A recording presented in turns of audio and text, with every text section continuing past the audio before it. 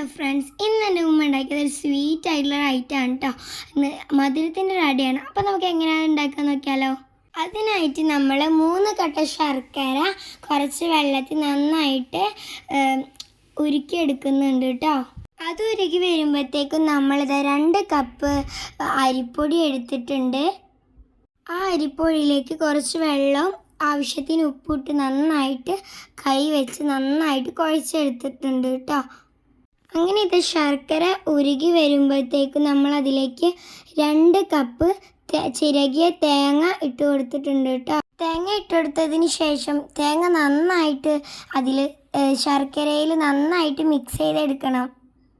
ഈ ശർക്കര മിക്സിലേക്ക് 1 വിസിൽ വേവിച്ച 1/2 കപ്പ് കടലപ്പരിപ്പ് ഇട്ട് നന്നായി മിക്സ് ചെയ്തെടുക്കണം കേട്ടോ. അങ്ങനെ ഈ അടയിലേക്കുള്ള മിക്സ് റെഡി ആയിട്ടുണ്ട്.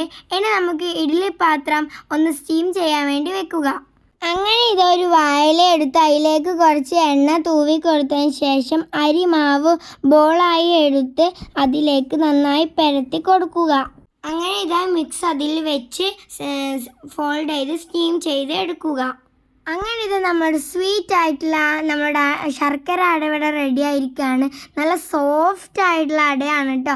നിങ്ങൾ ഇങ്ങനെ അട ഉണ്ടാക്കി നോക്കിയിട്ടില്ലെങ്കിൽ നിങ്ങളൊന്ന് ഇത് ഉണ്ടാക്കി നോക്കണം കേട്ടോ. എൻ്റെ വീഡിയോ ഇഷ്ടമായിരുന്നുണ്ടെങ്കിൽ ലൈക്ക് ചെയ്യണം, ഷെയർ ചെയ്യണം, സബ്സ്ക്രൈബ് ചെയ്യണം. അപ്പം ഞാൻ ബൈ.